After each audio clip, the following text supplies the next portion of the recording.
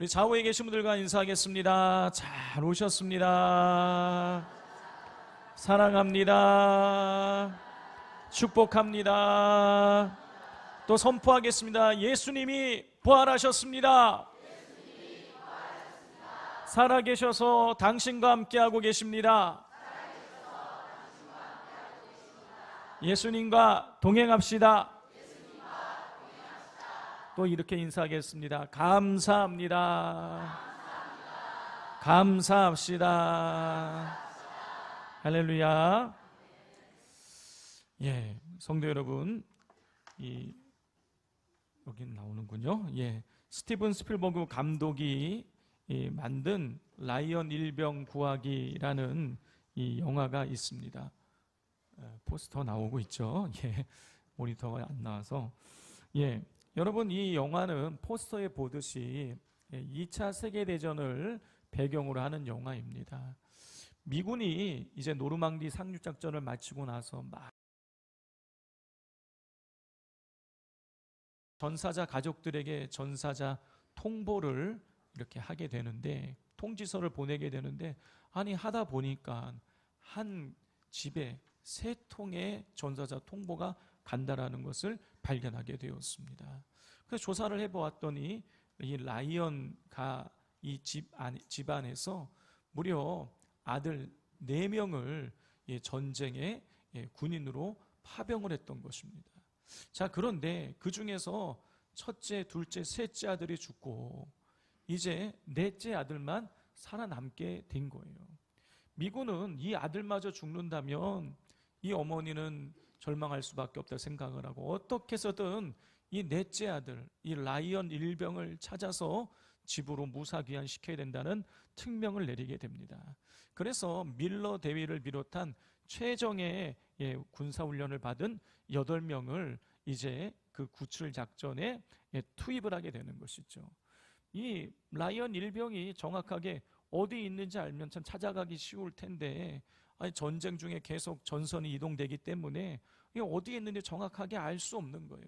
그래서 이 밀러 대위와 이를 비롯한 8명의 이 대원들은요, 이 라이언 일병을 찾기 위해서 이곳저곳 다니면서 끝도 없는 그 빗발치는 총알을 받고 포탄을 받아야 되고, 그래서 우여곡절 끝에 이 라이언 일병을 찾아가지고 이제 집으로 무사 귀환을 시키게 됩니다. 그런데 그 과정 중에 무려 6명, 밀러 대위를 포함한 6명이, 8명 중에 6명이 죽게 되는 것이죠. 영화를 보신 분들이라면 의문을 품게 되는 것입니다. 질문을 갖게 되는 거예요. 과연 이 한 사람을 구원하기 위해서, 구출해내기 위해서 이 6명의 피를 흘리는 게 이게 맞는 일인가? 자, 성도 여러분, 제가 오늘 이 라이언 일병 이야기로 이 설교를 시작하는 이유는, 오늘 이 본문에 나오는 사건이 예수님께서 한 영혼을 구원하기 위한 예수님의 구출 작전이 오늘 본문에 기록되어 있기 때문인 것입니다. 자, 우리가 지난주에 우리 갈릴리 호수에서 예수님께서 배를 타고 가실 때에 광풍이 일어났고, 그 광풍의 배후를 우리가 살펴보았습니다. 예수님께서 이 가버나움 지역에서 배를 타고 출발하실 때에는요, 예수님께서 배 타고 주무실 정도로 분명 그 바다가 잔잔했었습니다. 자, 그런데 얼마 가지 않아서 이제 광풍이 불기 시작했던 것이죠. 자, 이 광풍이 불자 잔잔했던 호수가 일렁이기 시작했고, 이 호수의 물결이 일렁이면서 배에 부딪히면서 계속해서 배 안으로 물이 들어오기 시작한 거예요. 제자들은 죽겠다고 소리를 지르게 되었고 예수님을 깨우게 됩니다. 예수님이 깨어나셔서 바가지로만 물을 퍼내신 것이 아니라 어떻게 하셨습니까? 바람과 바다를 꾸짖으셨다라고 성경에 기록되어 있어요. 여러분, 여기서 바다는 갈릴리 호수를 말하는 것이죠. 근데 여러분, 바다와 이 갈릴리 호수와 바람은요, 비인격체예요. 살아있는 존재가 아닙니다. 그들을 꾸짖는다, 이게 말 자체가 성립이 안 되는 거예요. 그러니까 예수님이 꾸짖으신 것은 이 바람이 아니고 일렁이는 이 호수가 아니라 그 바람을 일으키고 이 바람을 일으켜 호수를 일렁이게 만드는 그 배후에 역사하는 악한 영을 예수님이 꾸짖으신 것입니다. 자, 그러면 또 한 가지 여기서 질문을 해봐야 되는 것이죠. 왜 이 악한 영은, 악한 귀신은 왜 예수님이 오시는, 타고 있는 이 배를 일렁이게 만들어서 전진하지 못하게 만든 것일까? 왜 광풍을 일으킨 것일까요? 자, 그에 대한 그 힌트를 오늘 본문이 우리에게 주고 있습니다. 자, 28절을 다 같이 한번 읽어보겠습니다. 시작.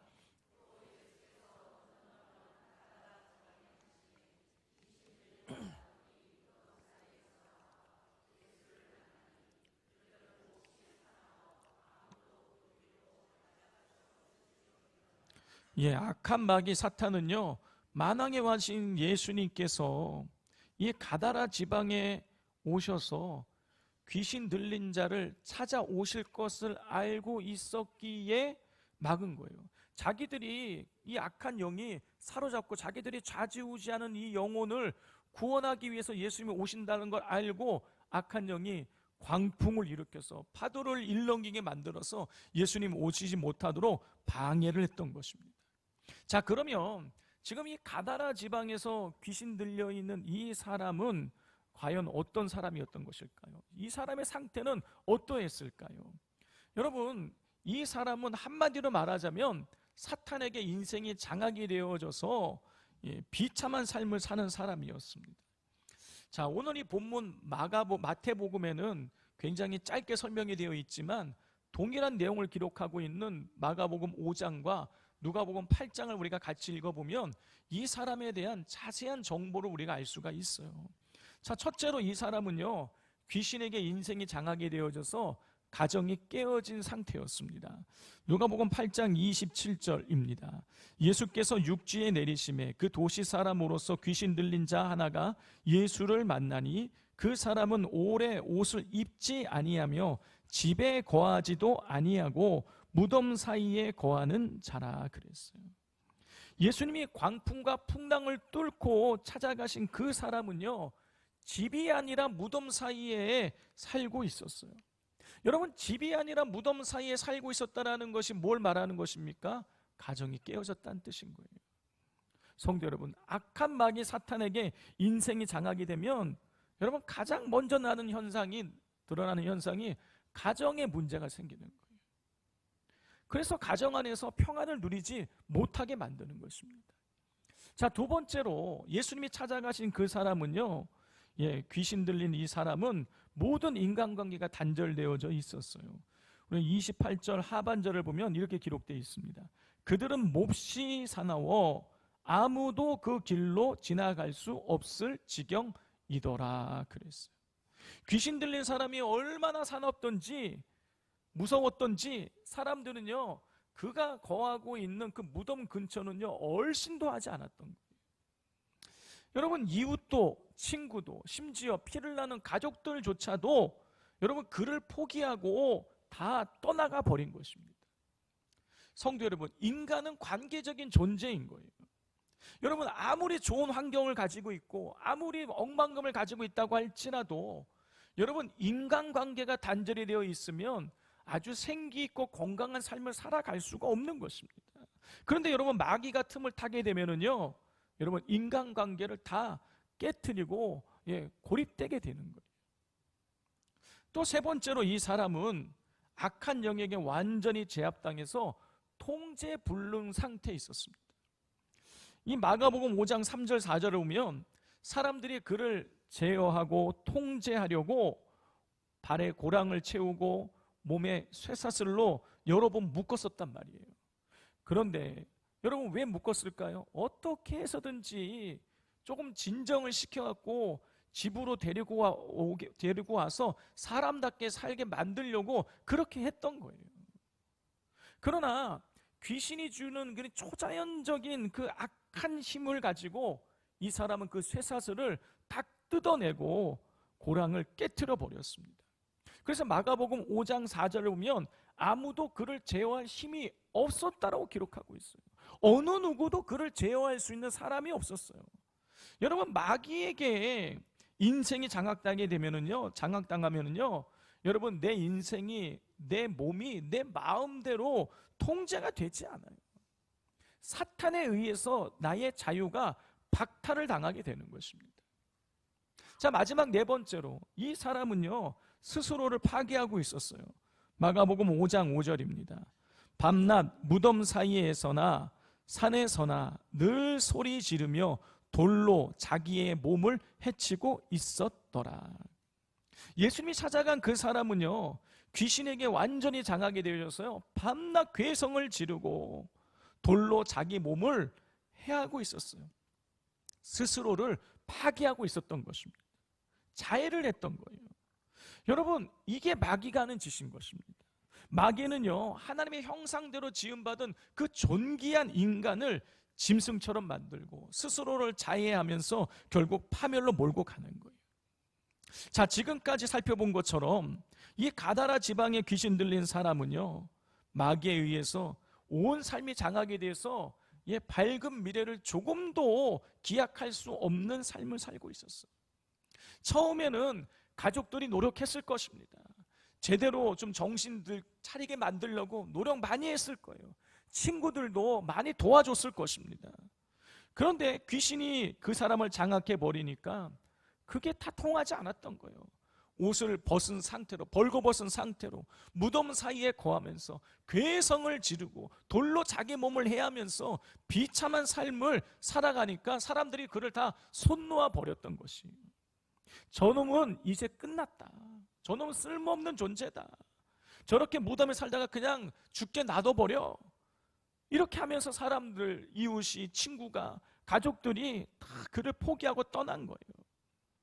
여러분, 이렇게 보았을 때 지금 이 가다라 지방에 있는 이 사람은요 그냥 절망 그 자체인 거예요. 그런데 어느 누구도 거들떠 보지도 않는 이 가다라 지방에 있는 이 사람을 예수님께서 그 바람을 뚫으시고 파도를 이기시고 찾아오신 거예요. 몹시 사나워서 아무도 그 사람이 있는 무덤가 근처는 얼씬도 하지 않았는데 예수님이 굳이 그 무덤가를 찾아가신 거예요. 그리고 이렇게 선포하셨습니다. 마가복음 5장 8절입니다. 이는 예수께서 이미 그에게 이르시기를 더러운 귀신아 그 사람에게서 나오라 하셨습니다. 그랬어요. 예수님께서 귀신 들려서 비참한 삶을 살고 있는 그 사람에게 가서 그 사람 안에 있는 군대 귀신을 향해서 더러운 귀신아 그 사람에게서 나오라고 명하시자 그 군대 귀신이 쫓겨 나갔습니다.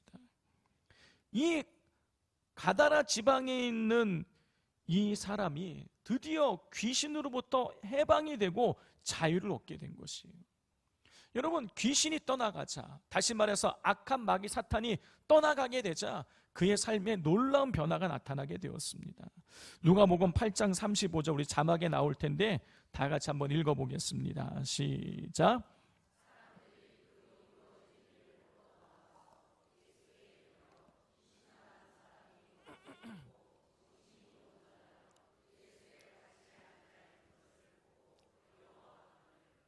예, 방금 읽은 대로요 귀신이 떠나가자 이 사람 삶에 놀라운 변화가 나타나게 되었어요. 방금 읽은 말씀에 세 가지 변화가 기록되어져 있습니다. 첫 번째는요 옷을 입지 않고 살던, 옷을 입지 않고 수치를 드러내고 살던 이 사람이 옷을 입고 수치를 가리게 되어졌어요.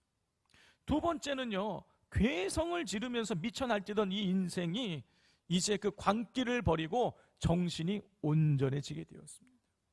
세 번째는요 이 귀신에게 장악당해서 이 마귀에게 순종하던 자가 이제는 예수님 발치 앞에 앉아서 예수님 말씀을 듣는 거룩한 예배자가 된 것이에요. 그런데 여기서 끝이 아닙니다. 예수님께서는 이 귀신이 떠나간 사람에게 이런 명령을 하셨어요. 누가복음 8장 39절 자막에 나오는 다 같이 한번 읽어보겠습니다. 시작.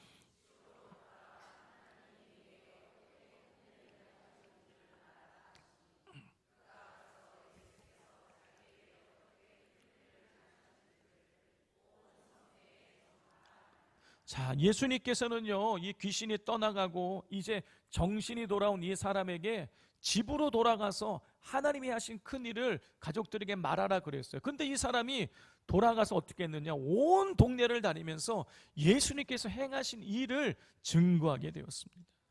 무덤 사이에서 벌거벗고 귀신의 포로가 되어져서 절망의 괴성을 지르던 이 사람이 이제 온 동네를 다니면서 예수님의 살아계심을 증거하는 예수님의 제자로 변화가 된 것이에요. 예수님께서 귀신을 쫓아내시자 귀신이 사로잡혀서 지옥으로 직행하던 인생이 하나님의 통치를 받는 존귀한 천국 백성으로 변화가 된 것입니다. 성도 여러분, 오늘은 2026년 맥주 감사 주일입니다. 여러분, 맥주 감사 주일은 말 그대로 하자면은 보리를 추수한 것에 대해서 감사하는 날이거든요. 근데 성경에서는요, 그 이스라엘에서는 보리를 키우지 않죠. 밀을 키우죠. 사실은 밀을 추수한 것을 감사해서 드리는 그런 절기였어요. 근데 요즘 우리는 농사를 짓지 않습니다. 그렇게 이 맥주 감사 주일을 상반기 동안 우리를 지켜주신 받은 은혜에 대해서 우리가 감사하는 주일로 지키게 되는 것입니다. 오늘 우리 성도님들께서 맥주 감사 주일 예배를 드리러 오시면서 어떤 감사의 제목을 가지고 이 자리에 오셨습니까?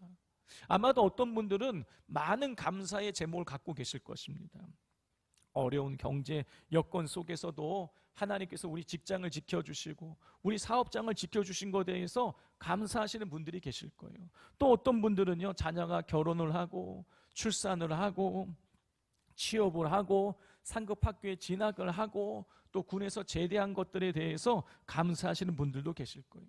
이 외에도 여러 가지 감사의 기도에 감사의 다양한 일들로 감사하시는 분들이 계실 것입니다.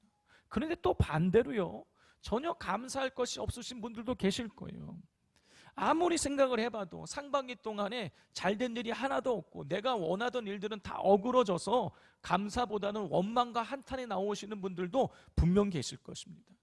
그러나 한 가지 우리가 기억해야 될 것이 있습니다. 그것은 우리가 여러 가지 감사의 제목이 있던 없던 여러분, 우리 모두가 공통적으로 감사해야 하는 본질적인 감사의 제목이 있다라는 거예요. 그것은 가다라 지방의 비참한 광인 같았던 나를 구원하기 위해서 예수님께서 우리를 찾아오셨다라는 것입니다.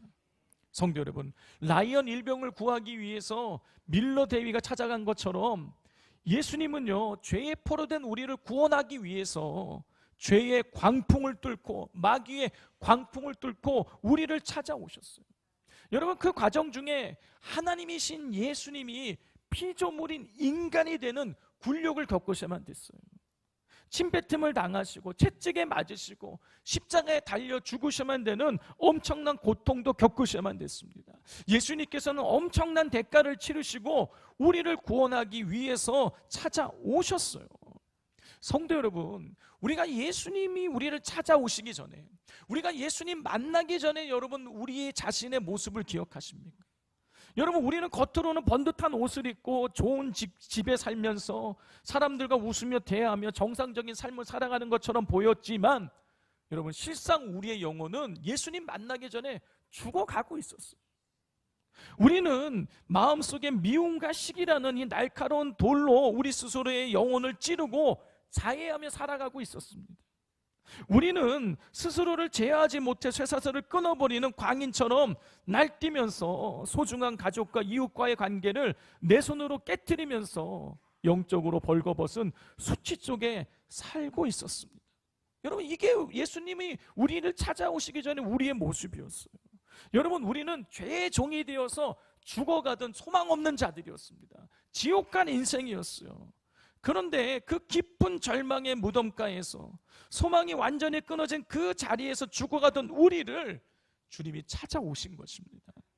라이언 일병 한 사람을 위해서 최정예 대원들이 목숨을 버린 것처럼 예수님은 우리를 살리시려고 십자가에서 당신의 목숨을 대가로 지불하셨어요. 그리고 우리의 그 모든 수치와 죄악을 덮으시고 깨끗한 의의 옷을 입혀 주셨습니다. 예수님은 마귀에게 사로잡혀 죄의 종로로 타던 우리를 천국 백성 삼아주시고 오늘 이 복된 주일 아침에 온전한 정신과 거룩한 마음으로 주의 발치 앞에 앉아 에베네셀의 하나님을 예배할 수 있는 은혜를 주셨습니다. 그러므로 맥주 감사주일인 오늘 다른 감사의 제목이 많이 있던, 반대로 감사의 제목이 없던 그거에 상관없이 마귀의 포로로 죄의 종로로 타며 살아가던 우리를 찾아오셔서 우리를 자유케 하신 주님의 은혜에 감사하실 수 있기를 바랍니다. 성도 여러분, 기독교 역사를 되돌아보면은요, 많은 고난과 환난 속에서도 나를 찾아오신 그 구원의 은혜 하나만으로도 일평생 감사하는 위대한 신앙의 여정을 살아가신 분들이 많이 계십니다. 그 중에 오늘 한 분을 소개해 드리고 싶습니다. 바로 페니 크로스비 여사입니다. 사진에서 보듯이 이 페니 크로스비 여사는 앞을 보실 수 없는 분이셨습니다. 처음부터 앞을 보지 못하는 건 아니었어요. 태어나서 6개월 정도 지났을 때에 눈에 질병이 생겨서 의사에게 진료를 받았는데 의사가 잘못된 처방을 내리는 바람에 시력을 잃게 되었습니다. 그 뒤로 단 한 번도 세상의 밝은 빛을 보지 못한 채 칠흑 같은 무덤 속에 갇힌 인생이 되었습니다. 설상가상으로 어릴 적에 아버지가 또 일찍 돌아가셨어요. 우여곡절 끝에 결혼을 해서 아이를 낳았는데 그 아이마저 먼저 하나님 품으로 보내드려야만 됐습니다. 자, 이렇게 크로스비 여사의 인생은요, 온갖 어려움과 고난이 끊이지 않았어요. 세상적인 관점으로 보자면 이 크로스비 여사의 인생은요, 거라사 광인의 삶처럼 절망 그 자체였어요. 그런데 그녀의 그 어두운 인생 가운데 어느 날 예수님께서 찾아오셨습니다. 크로스비 여사는 예수님께서 나를 구원하기 위해서 십자가에서 물과 피를 다 쏟으시며 나의 죄값을 다 지불하셨다는 사실을 믿고 영적인 눈이 번쩍 뜨이게 되었어요.